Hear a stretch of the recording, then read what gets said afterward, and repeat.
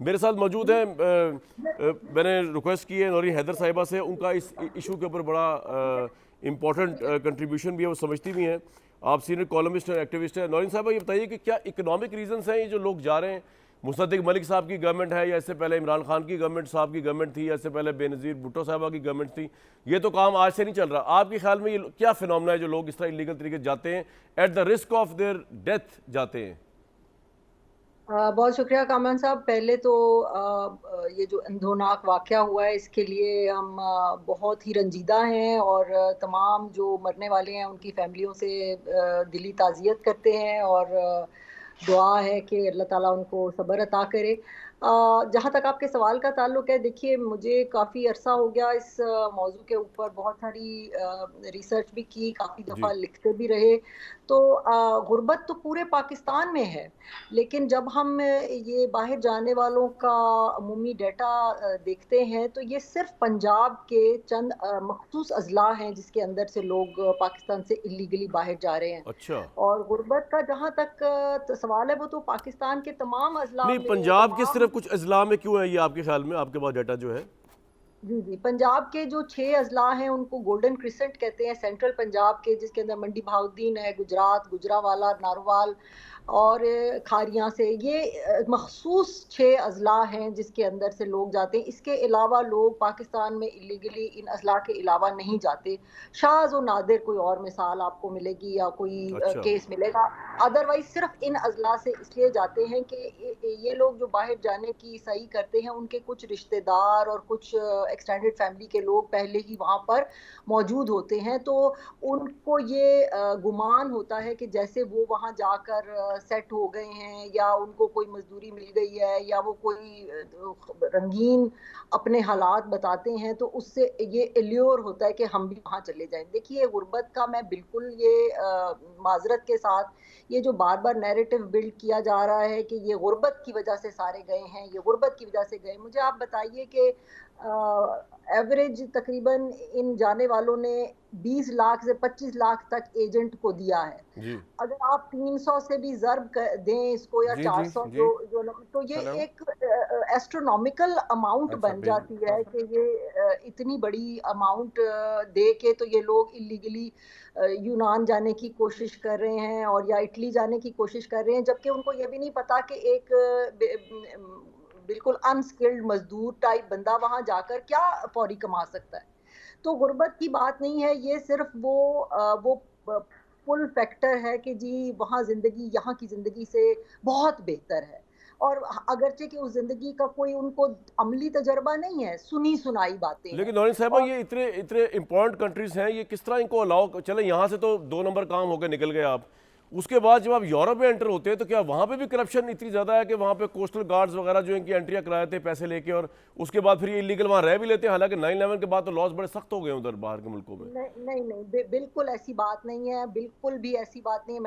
میں نے خود جا کے وزٹ بھی کیے ہیں یہ، چونکہ آپ کو پتا ہے کہ پچھلے بہت تقریباً 1 دہائی ہو گئی ہے کہ افریقہ میں بھی اور مڈل ایسٹ میں بھی کچھ ملکوں میں، جن میں خاص طور پہ سیریا ہے اور عراق ہے، وہاں پر ایک وار کی سچویشن ہے۔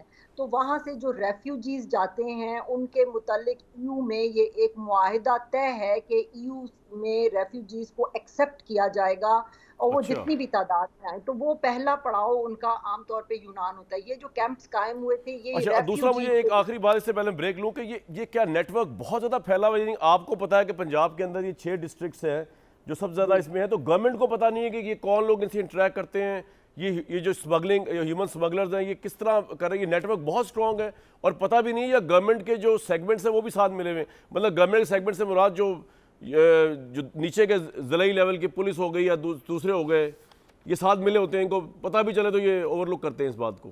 نہیں، میں اس میں بھی آپ سے تھوڑا سا اختلاف کروں جی گی۔ جی، اگر آپ صرف ایف آئی اے کی سائٹ پہ جا کے دیکھ لینا، اور ایف آئی اے کے جو ہائر لیول کے آفیسرز ہیں، ہزاروں کی تعداد میں لوگ گرفتار ہوئے ہیں، سینکڑوں کی اچھا، بات نہیں ہے، ہزاروں کی۔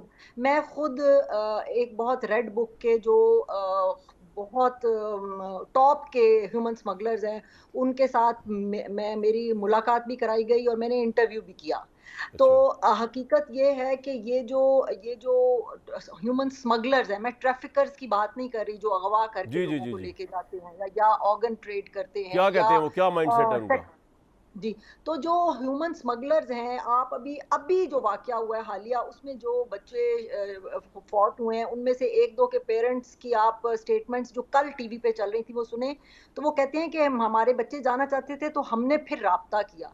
ये लोगों का भी कसूर है कि ये ह्यूमन स्मगलर्स या एजेंट जो होते हैं, ये जाके उनको मिन्नतें करते हैं कि हमारे बच्चों को बाहर भेजें, मिन्नतें करते हैं, उनके पैरों को हाथ लगाते हैं कि किसी तरह हमें ये हमारे ऊपर एहसान कर दें और हमारे बच्चे को बाहर भेज दें। ये ट्रैफिकर्स और स्मगलर्स में लोगों को फ़र्क मालूम नहीं। ट्रैफिकर्स वो हीनियस क्राइम है जिसमें ये अगवा करके बच्चों को ये किसी ह्यूमन लड़की स्मगलर के से मुराद अपनी मर्जी से जाते हैं, ये आप कह रहे हैं अपनी ये मर्जी से उनके पास जाते ज़्यादातर हैं जी?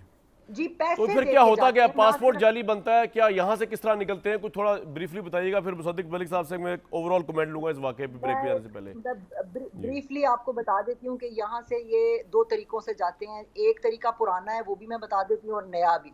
पुराना तरीका ये है कि यहाँ से इनको क्वेटा पहुंचाया जाता है। ये क्वेटा बस के और ट्रेन के जरिए जाते हैं। वहाँ पर मंद बल्लोग जो जगह है, वहाँ से चमन ताफ्तान का बॉर्डर क्रॉस करके ईरान में मक्कू एक जगह है, वहाँ पर ये पहुँचते हैं जहाँ से ये तुर्की का बॉर्डर क्रॉस करते हैं। लेकिन जी, ये कोई दिनों की बात नहीं, इसमें हफ्तों या महीनों भी लग सकते अच्छा हैं, जहाँ इनको छुपा छुपा के रखा जाता है।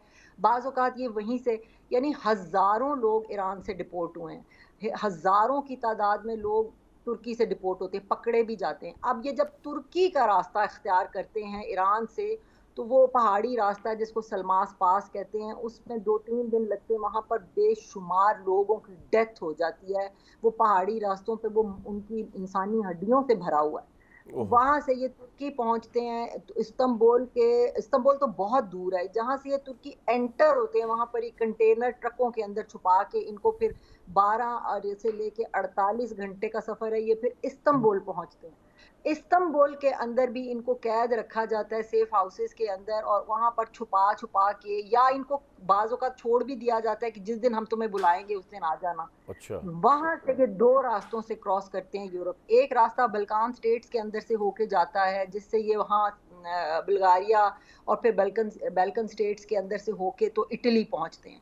और दूसरा रास्ता ये है कि इस्तांबुल के जरिए ये छोटी रबड़ की तो कितने कश्तियों लोग में, बच जाते हैं एट एवरेज और कितने मर जाते हैं रास्ते में ही, मस्ट है कि मरेंगे एवरेज?